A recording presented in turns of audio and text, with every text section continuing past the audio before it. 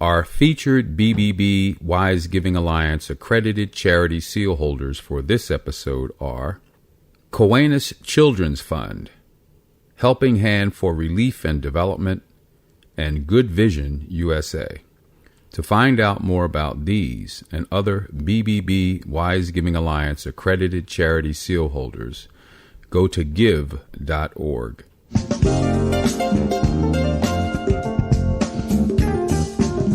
You're listening to the Heart of Giving podcast with Art Taylor, powered by bbbgive.org. Here we explore the motivations that form the basis of giving and service. We inspire generosity and celebrate the transformative effects that giving and service have on the human spirit and on community. The conversations featured on the podcast also uncover giving strategies that educate and provide tools to help listeners make impactful gifts of both their time and money. We hope you enjoy this episode. Welcome to the Heart of Giving podcast, powered by bbbgive.org. Give.org is the nation's standards-based charity evaluator, and it's your one-stop source for information on giving and reports on the most asked about charities. I'm Art Taylor. Today we're going to talk about marketing, and specifically how charities market and some of the obstacles that they have to go through or have to overcome in order to market effectively to their constituents. And by constituents, I mean various stakeholders, which would include donors, people who participate in charity programs, volunteers, potentially even government officials, business owners, and others.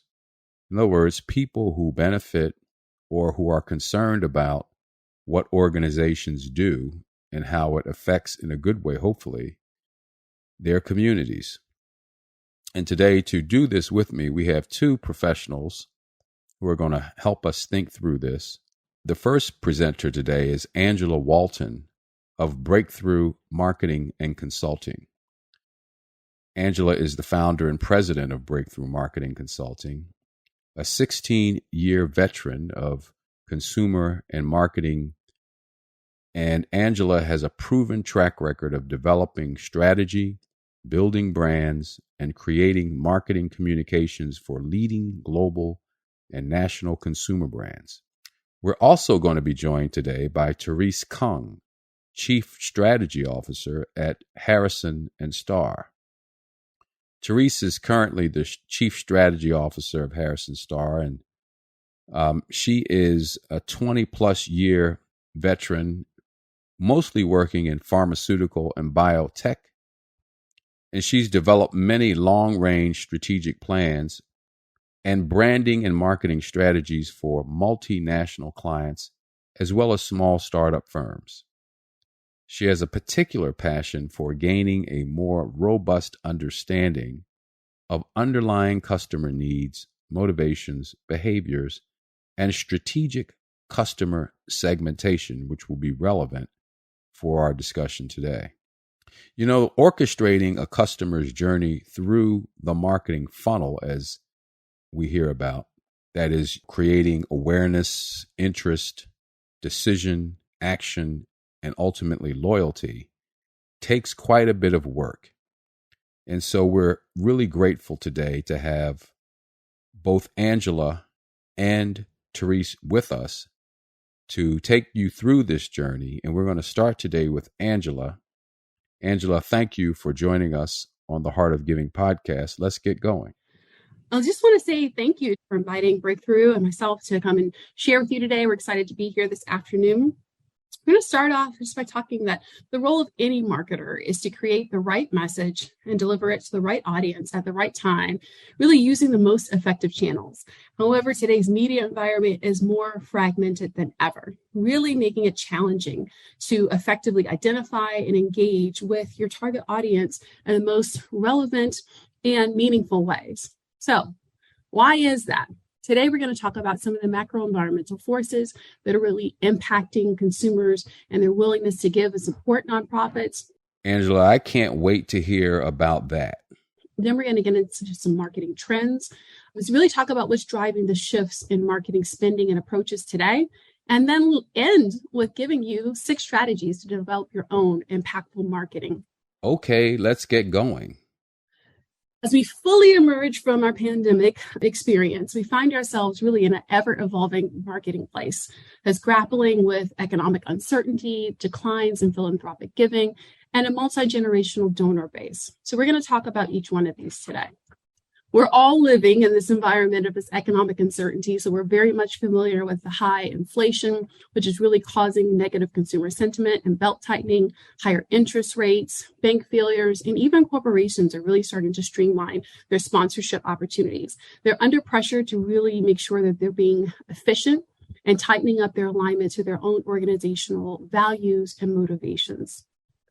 Let's talk a little bit about the declines that we're seeing in philanthropic giving. This is from the Fundraising Effectiveness Project. They do a quarterly report, and this is the full year 2022 versus 2021. And you'll see that the giving dollars is down 1.7% in 2022 versus 2021. Donors are down 10%, and retention, meaning the donors from the previous year that did not come back in 2022, is down 3.5%. So this is the second consecutive year of significant decreases in donor participation. And we're really seeing the decline in terms of the overall dollars being driven by the large donors. Again, this is 2022 data, but we've seen this even this year. CNBC last week did a poll of millionaires asking them where they plan to cut back due to the high inflation rates. They said 16% of them said in charitable giving. So we can see that some of these trends from even last year are kind of coming forward into this year. And even the things that may have sparked the giving, like the pandemic or societal issues, are not really making people return to giving like they did in previous years. So tell us some of the good news. The good news is that we have a multi-generational donor base, and there is a historic wealth transfer that's happening right before our very eyes. So you have donors which are expected to transfer their wealth to Generation X and millennials by 2045, $84 trillion. And actually the impact to nonprofits is expected to be $12 trillion.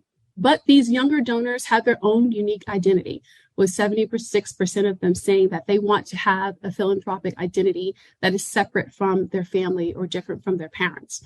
And this really just pinpoints that they have their own values, motivations, behaviors.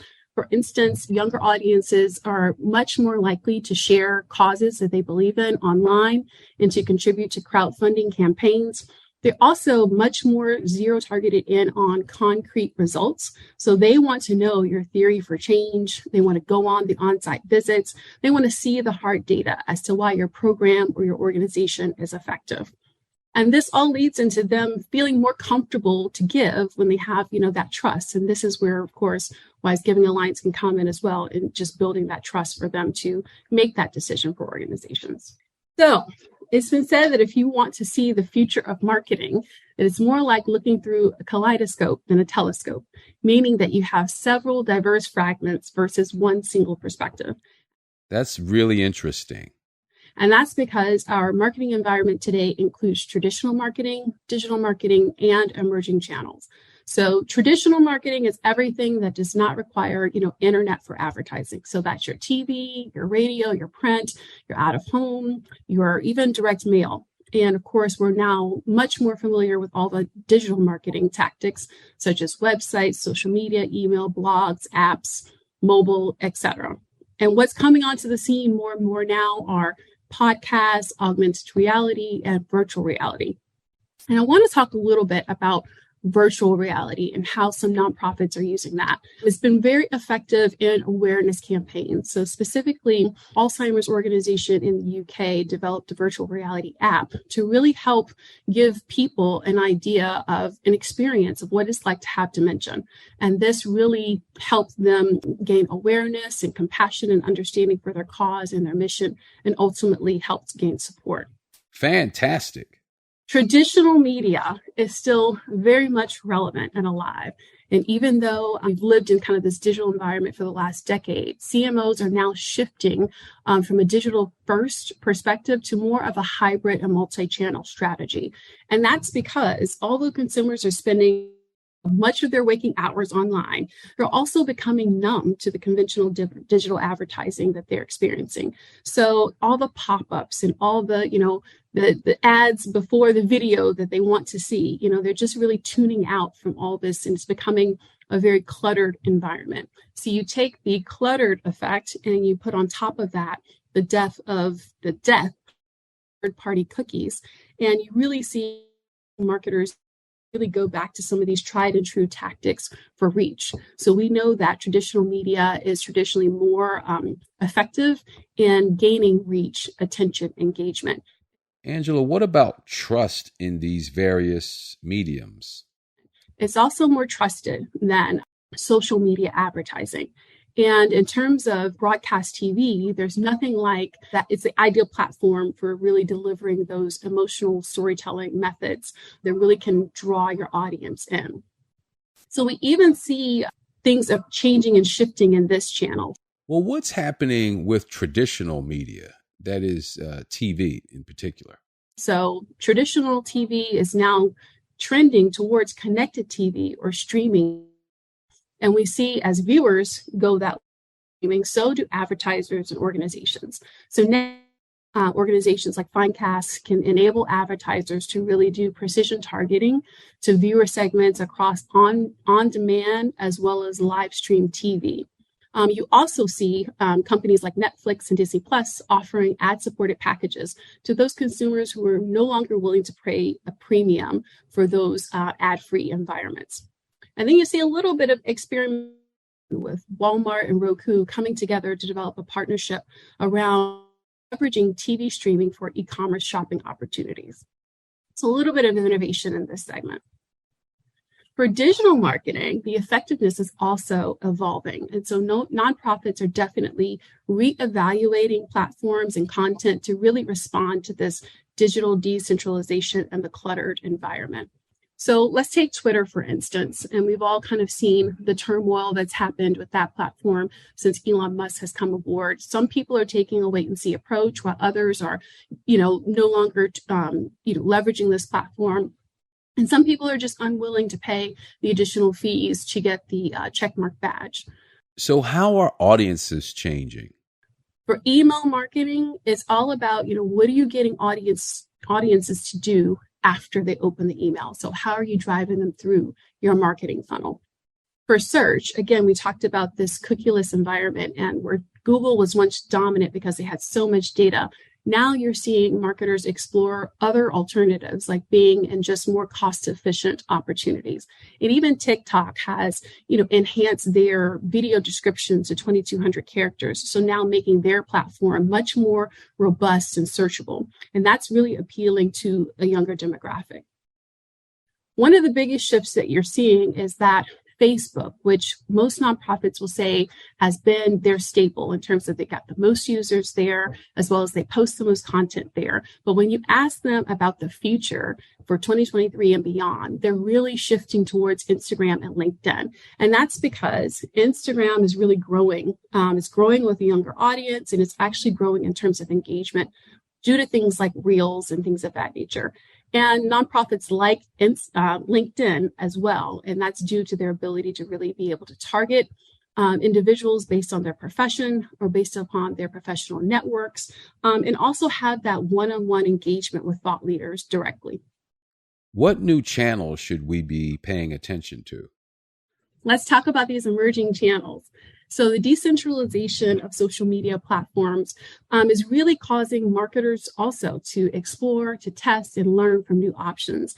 There's a steady flow entrance into what was once tried and true. So for instance, you have T2 coming in trying to dethrone Twitter, or Be Real trying to be that more authentic version of IG, and you have the emergence of platforms like Meta and Clubhouse.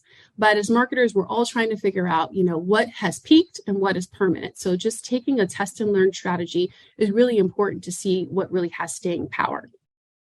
Podcast advertising this is a growing medium, and we're actually seeing the advertising dollars grow as well. Versus last year, it was up 81% in terms of the podcast ad impressions. And we're expecting to see this medium continue to grow. And that's because listeners really trust their podcast host. They're genuinely influenced by their endorsements. And almost half of podcast listeners actually pay attention to the podcast advertisements versus other formats. And it's a really effective way to get a really targeted and well-informed, well-suited audience to hear your message. You'll also find that user-generated content is going to be more prevalent in the future, especially versus influencer content. Again, consumers have started to really move away from influencers and kind of see through, and really are gravitating to the authentic appeal of real life people and real life stories. And also it's very efficient and effective. It's a way to really create a lot of short video content that you can leverage on multiple platforms. And last, but certainly not least, is augmented reality integrations. You're seeing platforms like Snapchat and Facebook. They've already added features that let you add text or images onto your real world view. And we know that Google is also looking to add innovation in this space as well. So those are just some things to consider as you put together your marketing mix. Angela, this seems like a lot for us to get our arms around. So now let's talk about what strategies you can leverage for developing your own impactful marketing. And you really want to start with a customized approach for your organization to really connect with your target audience. And that starts first and foremost with creating a strategic marketing plan. So your first step is to really evaluate organization's priorities. So really identifying the issues that you're looking to solve, and then also defining the metrics or the KPIs that you're looking to impact, and defining what success looks like for you.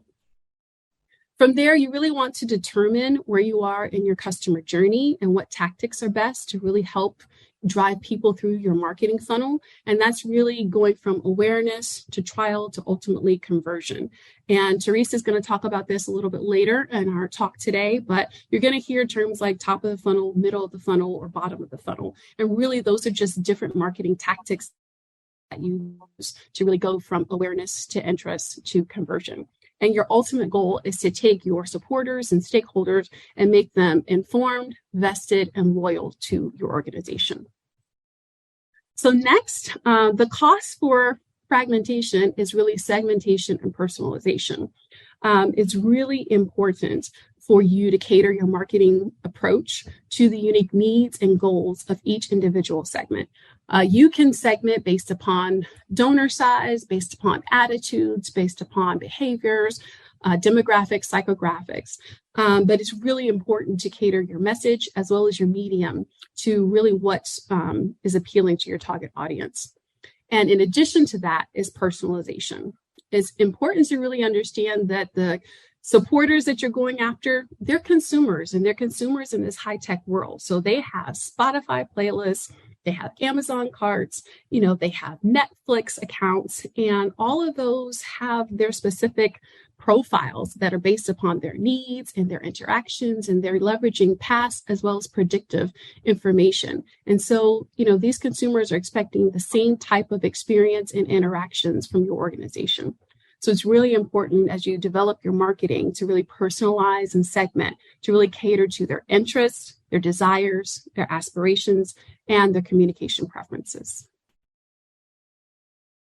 So today's consumer wants everything, everywhere, all the time. So it's really important for you to have clear, concise, and consistent brand story that's communicated across multiple channels. So the first step, of course, is selecting the right platforms to reach and engage with your target consumer. And once you do that, really evaluating the effectiveness of each channel. So what's the reach? What's the ROI? What's the frequency? What's the time spent? And what are those metrics that you're really looking to push the dial on to really achieve success and to engage with your audience? We're also seeing that in this kind of potential recession environment, that leveraging organic campaigns is a great option for nonprofits to consider. So that's really just all of your unpaid tactics to really drive traffic to your website. So it's a lot of content marketing, whether it's creating blogs or email campaigns or search engine optimization, case studies, a lot of things that really are unpaid that you can leverage in your toolbox. This next one is a big one, specifically for medium to small size nonprofits. Some of the larger nonprofits may have already done this, but we find that a lot of times nonprofits have data in several different places and the data is not integrated and talking to each other. So, Angela, can technology help? And so you really want to reinvest in technology that integrates all of your data for your organization, because without that, you're creating a major barrier to developing really more effective marketing communication. So you want hopefully a CRM platform that enables you to really segment by topics, donors, advocates, programs, etc. And that will help you have a much more robust marketing plan and strategy. Of course, once you've invested in technology, making sure that you're also your talent to make sure that the staff is properly trained to use the software so that you all can just really make the best of it as an organization. And if you need tech support, just making sure that you have that available as well. How is video and its accessibility helping us tell stories? Storytelling and video content, just creating a compelling and emotional story around your nonprofit mission, programming, and social impact is critical. So sometimes for organizations, especially who've been around a while, it's important to periodically evaluate, has your mission changed? Has it evolved? Do you need to potentially reshape your brand story to effectively communicate where your organization is today? So that's a good thing to do from time to time. Also, in terms of video content, we know that most audiences are definitely much more receptive to short video content, and nonprofits are typically using this in more of a, interview or one person or one subject format. But we like to encourage nonprofits to, leverage lots of different video formats. So whether it's, behind the scenes videos, show and tell, how we would love to see, more variety in terms of the video content that's being leveraged. And last, but certainly not least, is artificial intelligence and automation. So, Angela, yes, what are your thoughts about AI? AI is here to stay and definitely transforming marketing and sales as we know it, providing just greater efficiency in terms of reach, scalability, effectiveness. And it's doing that because this Gen AI technology really enables you to analyze large amounts of data and really identify new or additional segments that maybe you didn't know were there. It also enables you to optimize your marketing strategies by doing kind of A/B testing of various campaigns, page layouts, headlines, and even search engine optimization strategies, and definitely even creating personalized content or copywriting. So the automation feature is also good for creating workflows that are standard and saving time for your organization. So you'll see when you put all of these 6 strategies together, it really can give you a more robust and integrated campaign, really cut through the clutter and effectively reach your target audience. So with that said, I just want to say thank you on behalf of Breakthrough Marketing Consulting. Our mission is to help nonprofits maximize their potential. So we're here to help you really bring your inspirations to life. So let us know. Angela, in this newer media landscape that we're seeing right now, this newer communications landscape with so many different channels, how are your clients faring? Yeah, I think that's really dependent upon the organization and how much you are adapting and leveraging technology, because this world and marketing and everything has become so much more influenced by technology. And so if you've taken the time to develop a distribution list, then that opens up many more channels, to you. So most organizations, they start with their, their email, then their website, and then social media, and they're building upon that. And so those are the top three that organizations are leveraging.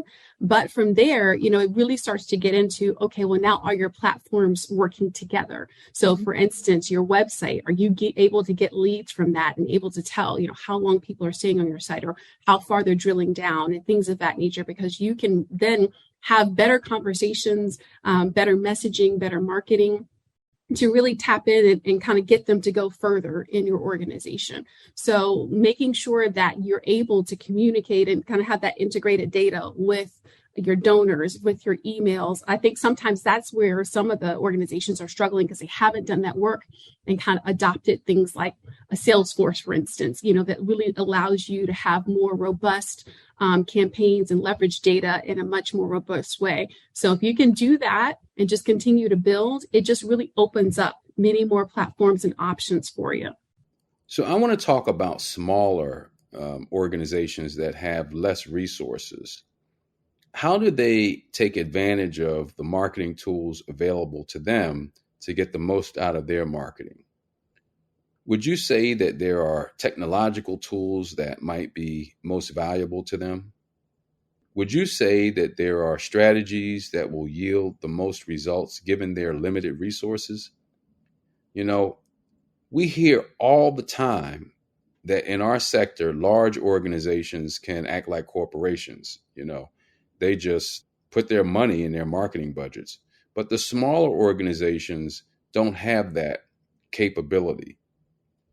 But if you're a smaller organization and you're trying to do as much as you can with the resources you have programmatically, and now you're trying to market, it creates a real challenge. What are some of the tools and tips you would recommend to them so that they can get the most out of their marketing dollars? Sure. That's a great question. I think my biggest thing that I would tell marketers is just you have to start. I think the one thing that nonprofits do is sometimes you get a little paralyzed, say we don't have the money, so we can't do it. And so the biggest thing that you can do, is just pick one thing and start. So whether it's, okay, we're going to blog. And that way you're creating content and that you can funnel into your email campaign, but you have to do something. A lot of times nonprofits will they won't have evergreen kind of campaigns or advertising. They'll just only come in for a fundraiser or for a program. And, you have to really develop a relationship with your audience. So, leveraging the channels that you have, again, that are unpaid, that organic content. So you have your own website, your own social media, those things you don't have to pay for. That's different than paid search or paid search engine, ads and things of that nature. So you can leverage things like create case studies, white papers, all these things are free. That's the organic campaign piece that I'm talking about. But a lot of that is, content marketing, user-generated content. You have employees, you have participants in your programs that you can leverage to tell great stories. And so when you kind of start to just get started and leverage that, you can put that on your different platforms and build from there. So then I want to add on to that email marketing, you can leverage that. And then even direct mail, believe it or not, has made a comeback in terms of, it can be a little flyer, but these QR codes, that's data in terms of saying how many times has it been scanned? Are people signing up for the workshop? So those are tactics that you can use that don't cost that much money. So let's assume we're trying to generate more awareness. Nobody knows us, so we want to generate more awareness, okay?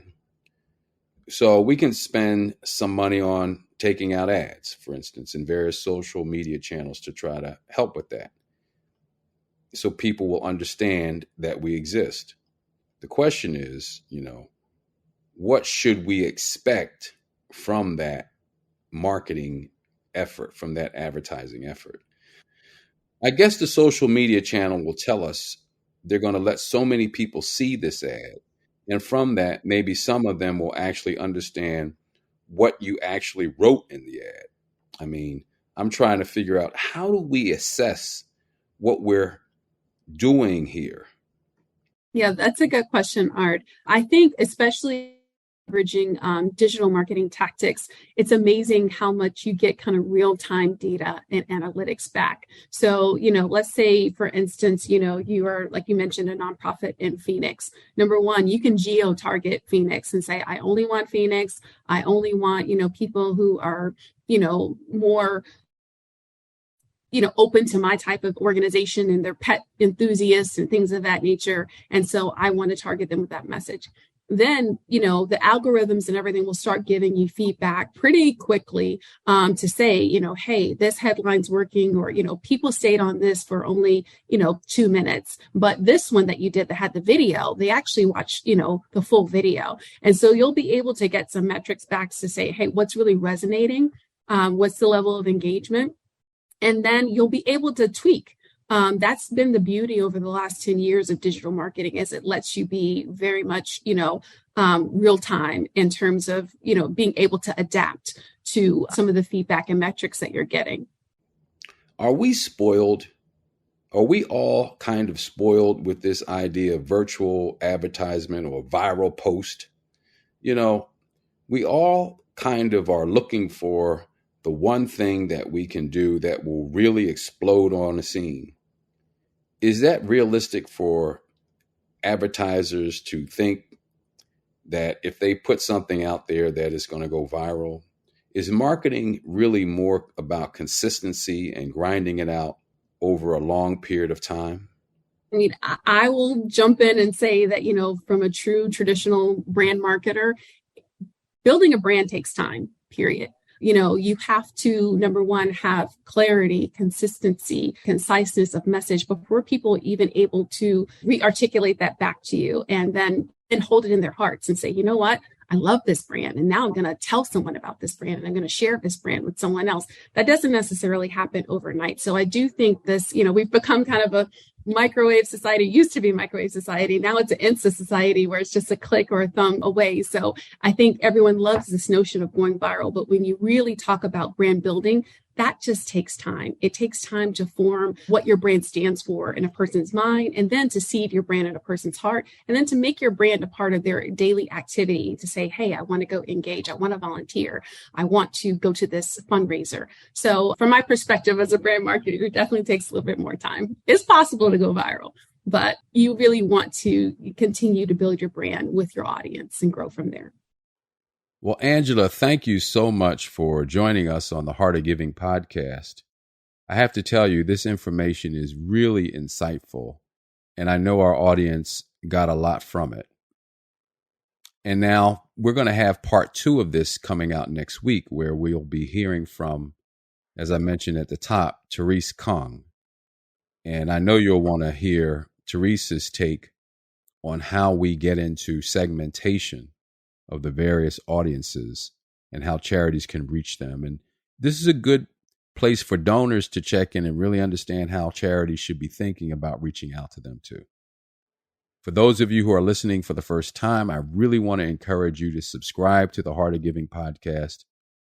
And you can also make a gift to the show by going to give.org, and we will put that money to great use. Thank you for listening, and we'll see you back here next week. You've just listened to the Heart of Giving podcast with Art Taylor. Be sure to tune in next time for a brand new episode. To listen to our other interviews, visit heartgiving.podbean.com. That's heartgiving.podbean.com. Subscribe to our show on major podcast platforms. The thoughts and opinions expressed on this podcast are the views and opinions of the guests, not those of the BBB Wise Giving Alliance or program affiliates. This podcast is for information and educational purposes only and is copyrighted with all rights reserved. This podcast is protected by Podbean's terms of service.